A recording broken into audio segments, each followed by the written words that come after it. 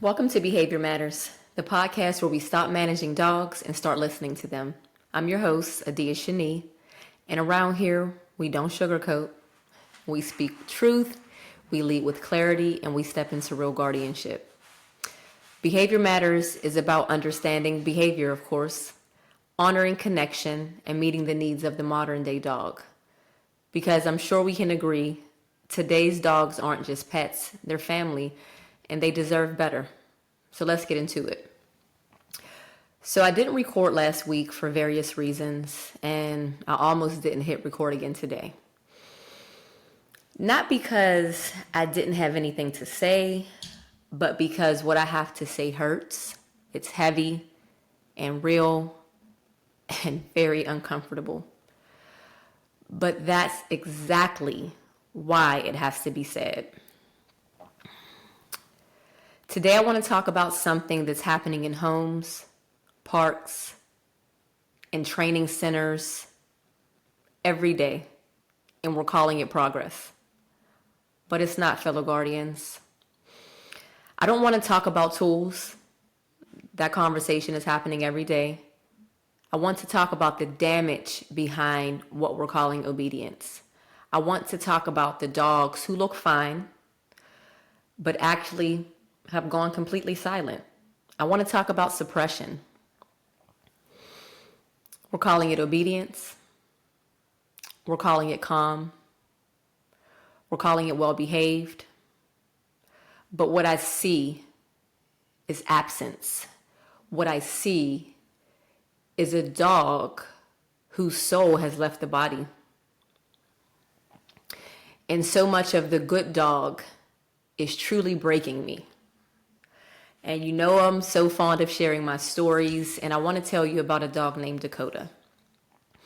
Painting a picture for me is important. I want you guys to see where I'm coming from. But Dakota was 3 years old, a pit mix, returned to the rescue, not once, not twice, but 3 times. That's the story of today. You know, we're hearing too hyper, as Dakota was called. She doesn't listen. She's too much. Then finally someone fixes her. Or that's what they said. She walks on a loose leash now. She doesn't bark, doesn't jump, doesn't react. Dakota just stays close and quiet. And guess what happens there? The world applauds. But when Dakota walked into my space, I didn't see success. I saw shutdown. Dakota moved like a shadow. Didn't sniff. She didn't look around. Didn't even try to connect with me. Had no interest in communicating. So what I did is I asked her mom, I said, hey, can we take her outside? Can we give her some space? I clipped on a soft, long line, and I let her choose. Like, just go dog, be a dog.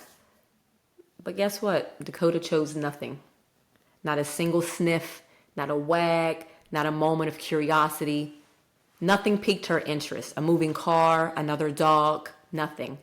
And I remember standing there, wind moving through the grass, whispering to myself, like, my goodness, the soul has left the body. Because that's what it looks like, fellow guardians.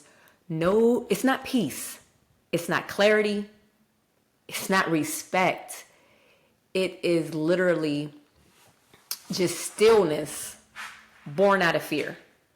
Obedience born out of suppression.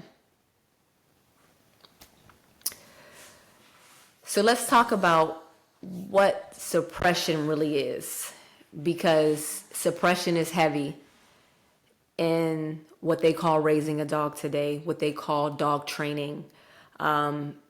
It's not obedience anymore, guys. It's suppression, and suppression isn't a fix. It's a freeze.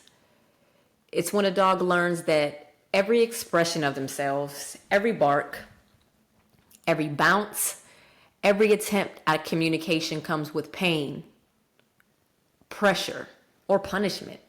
So guess what they do? like a turtle that sticks his head back in its shell, and they go quiet. They try to become the smallest thing in the room. They literally try to go invisible. And where we are screwing up is we're calling it training, but it's not training, it's trauma. When behavior disappears from a dog without understanding, it doesn't mean the dog is better. It means they've given up. And what do? We praise it. Yes, good dog. But let's get clear. What people call obedience, as I said before, is the suppression in disguise. Suppression happens when a dog learns that expressing themselves is unsafe. It's sad but true. They stop barking, not because they're calm, but because they've been corrected every time they speak. They stop jumping, not on you, but jumping in general. Not because they feel regulated, but because they associate movement with pain. They lie down quickly, not because they feel safe, but because they are trying to go small again and avoid punishment. Behavior in dogs is not disappearing. It's going underground. Because when we suppress behavior without understanding it, we are not creating peace. We're creating silence rooted in fear. And silence is not the goal. Connection is. You can have a quiet dog who's emotionally crumbling. You can have a calm dog who's masking their panic. You can have a dog who does everything right and is completely disconnected from their own body. Yes, I know it sounds crazy, but believe me, that's what suppression does. It kills communication. It teaches your dog that expression is dangerous.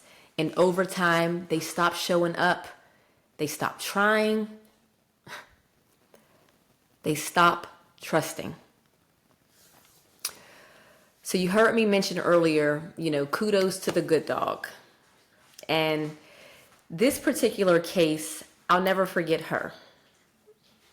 And if you haven't heard me say already, I love all the breeds, but German Shepherds are my jam.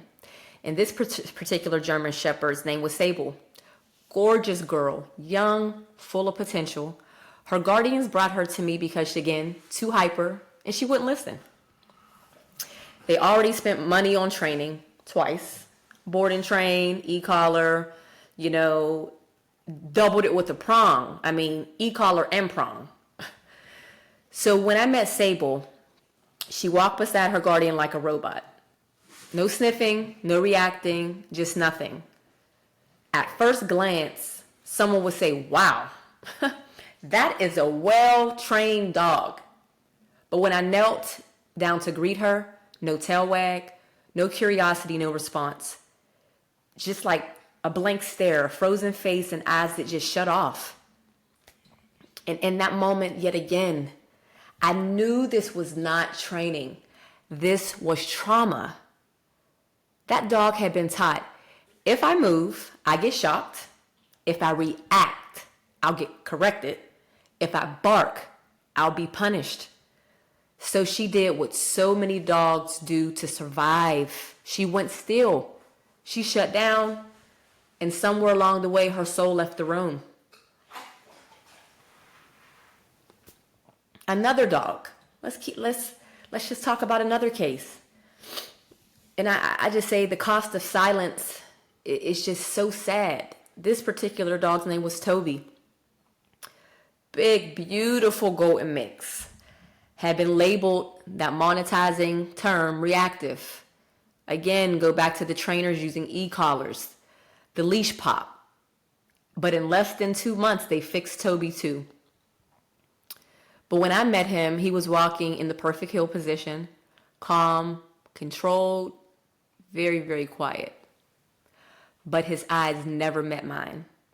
Ears stayed pinned. His tail didn't move one time. Head down to the floor. People clap for those manners. There's those applause again. Oh, he's a perfect dog.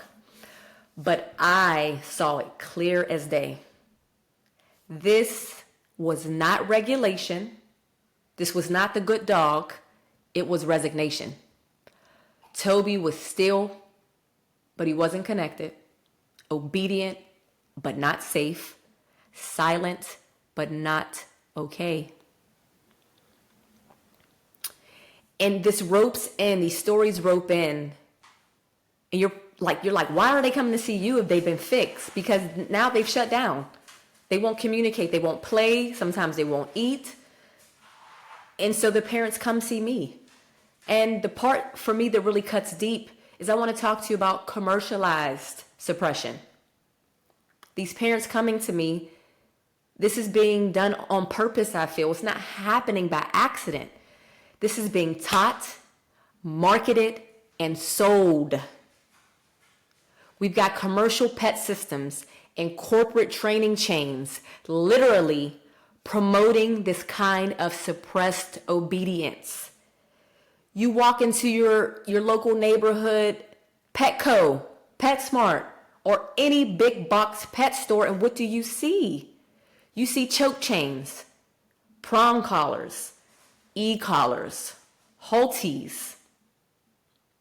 I'm a muzzle advocate, but when done right, muzzles, bark collars, spray deterrents, calm chews, all right at eye level, all promising quick fixes. Fellow guardians, it is all a trap.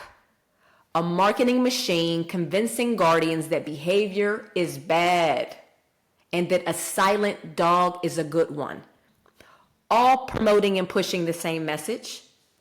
If your dog expresses themselves with something, anything, any type of expression, something's wrong with them.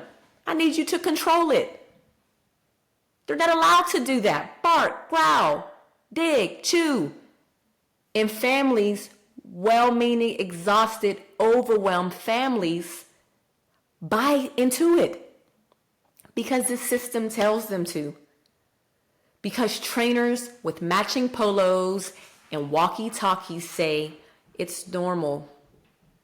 Because influencers online show side-by-side videos barking before, silence after, like silence is the goal. But silence isn't healing. Silence is often the result of harm. We've normalized silence. We've commercialized control.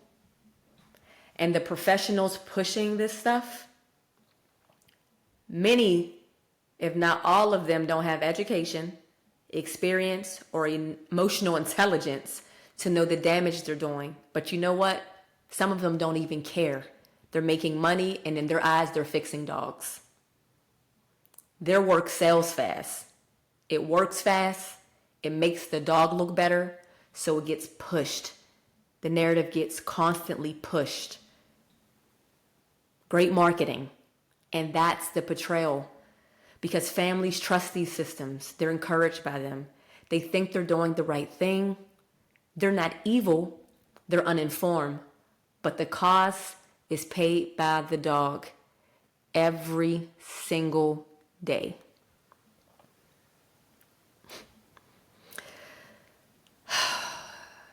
Let me say something that might be hard to hear. Just because your dog is good, it doesn't mean they're okay. Or you think they're good in your eyes. A lot of times they're not okay. If those natural behaviors have faded, if they seem like they just want to lay around and it's not usually who they are, they're not okay. Obedience does not equal trust. Stillness does not equal peace. And compliance does not equal control. You can have a dog that looks perfect, but is truly broken inside. And I know that's not what you want. You don't want a dog who's quiet out of fear. I know I wouldn't. I know that's not what we want. You want a dog who chooses to stay close because they trust you, who looks into your eyes and sees you, who wags freely, breathes deeply, and feels safe enough to say no. That's not obedience, that's relationship. And I feel like this conversation for me carries a lot of emotional weight, you know? It really keeps me up some nights because I'm not just thinking about the dog who growled or bit or barked, which is the bulk of my cases. I'm thinking about the dog who stopped trying, the one who gave up, the one whose spirit is curled up in a corner inside their own body, watching the world, but no longer wants a part of it. What's up, buddy? That's Apollo, guys. That's the kind of pain you can't see on an Instagram reel. That's the kind of damage that does not show up in training videos, these flashy training videos with edits and a calm before and after. That's BS. But it is there. You want to know what after looks like to me? It looks like a dog who finally feels safe enough to bark again, to communicate, to say no, to walk ahead of their guardian with curiosity instead of fear because they want to sniff something, to make eye contact and mean it. That's beautiful. That's behavior. That's communication. That's life. That's the good life for a dog. And that's what we should be celebrating.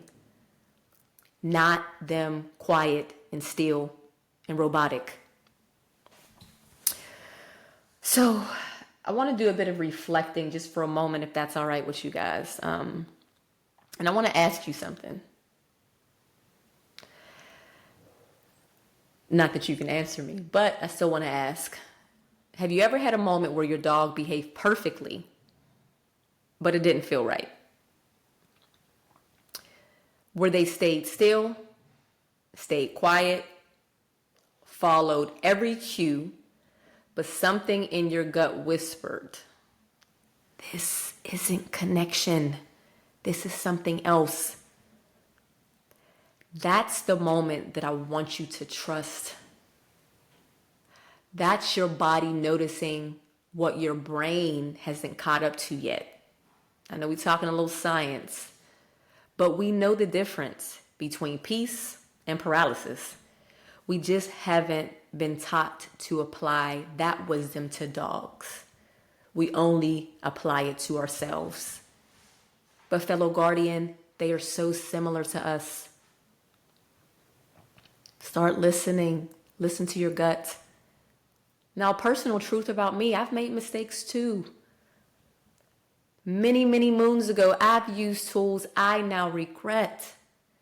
I've silenced dogs I didn't understand because of who was teaching me. I followed advice from experts today who are out there building their model off fear.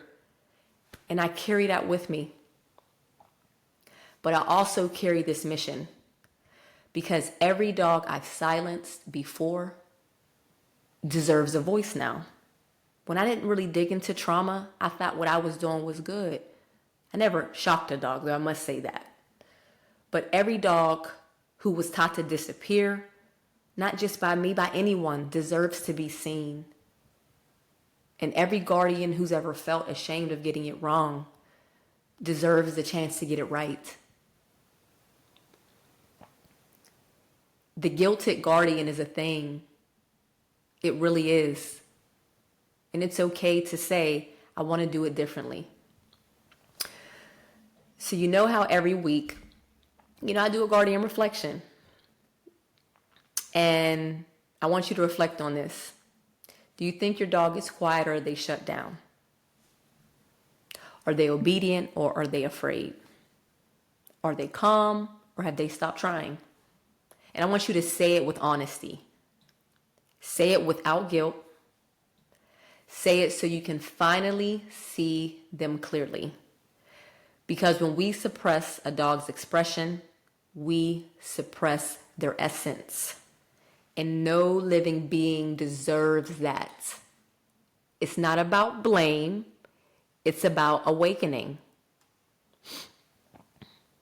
Now I want to challenge you guys to something. You know, I love my guardian challenge. And I'm giving this to you a little soon. You know, our time is not up. Conversation's not over. But go grab your pen.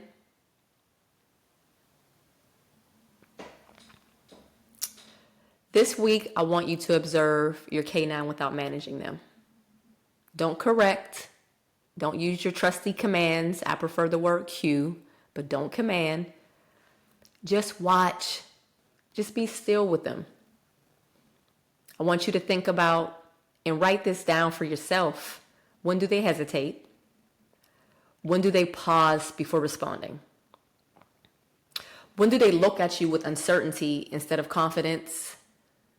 Look for signs of fear, confusion, or compliance disguised as good behavior. Back to that control thing. Excuse me. And ask yourself, what might they be holding in? If you're using any tool that causes pain, fear, or avoidance, let's take this pledge this week. I am asking you, set it down just for a week. Please choose connection over control and see what happens. Because your dog isn't here to be managed. They're here to be known. And fellow guardian, you can always go back, but what if you don't need to?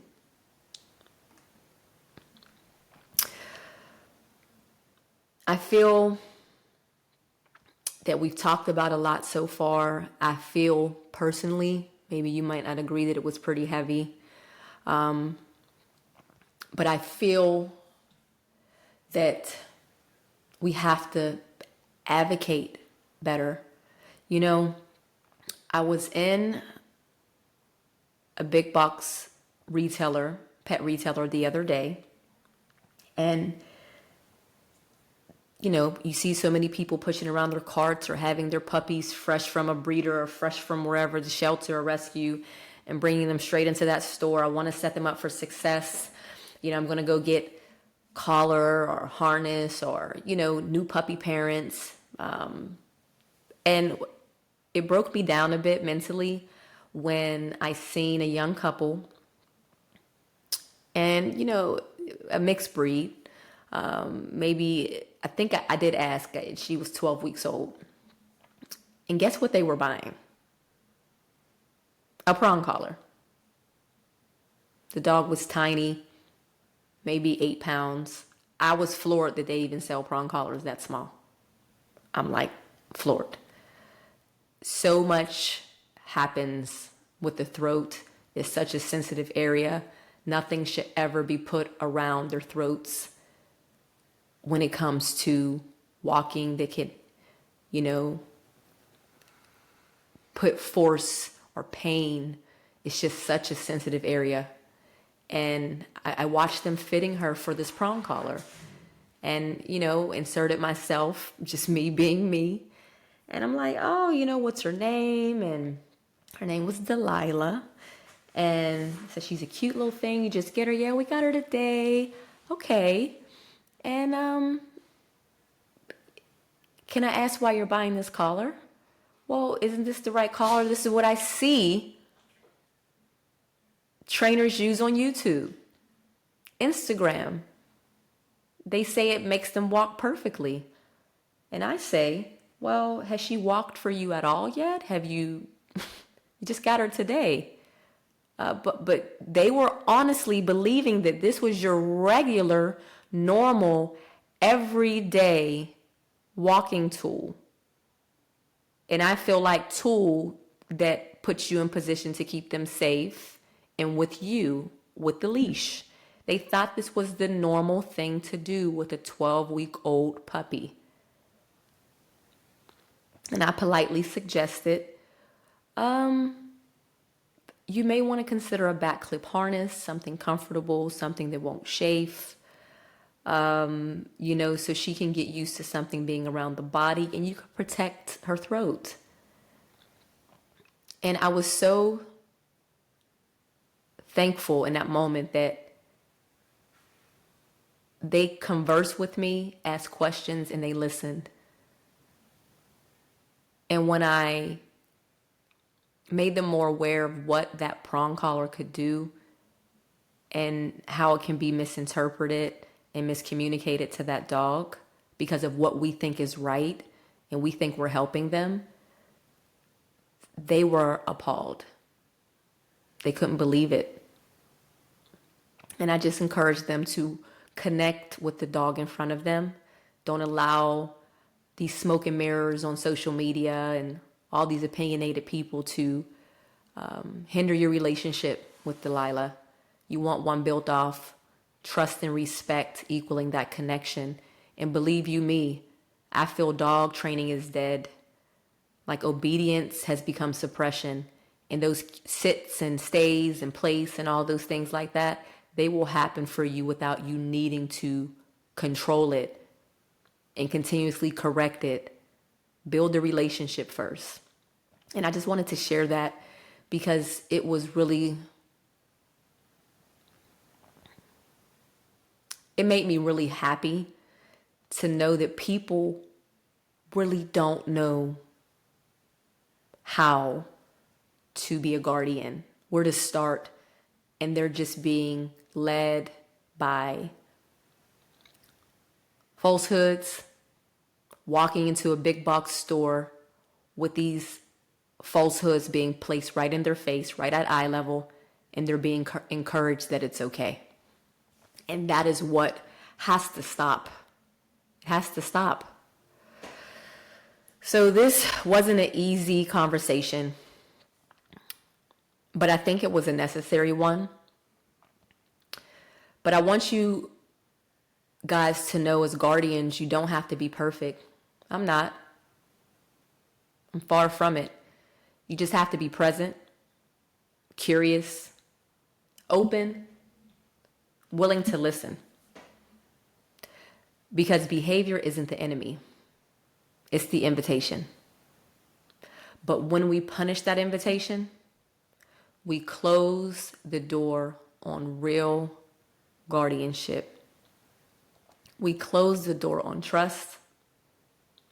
And we close the door on the very relationship we said we want to build. And I don't want that for you or your dog. I don't want that for any of us.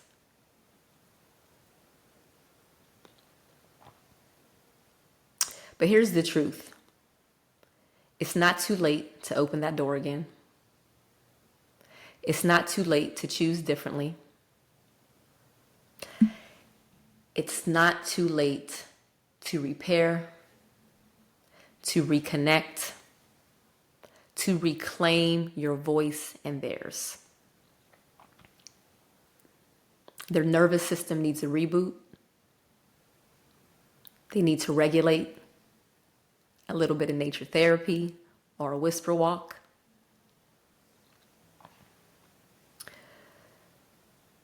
So today I'm asking you to stop asking your dog to be good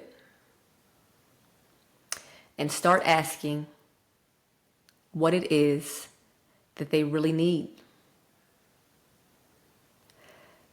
Because good dogs are often quiet dogs. And quiet dogs are often just forgotten ones. Let's stop forgetting them. Thank you for holding space for me.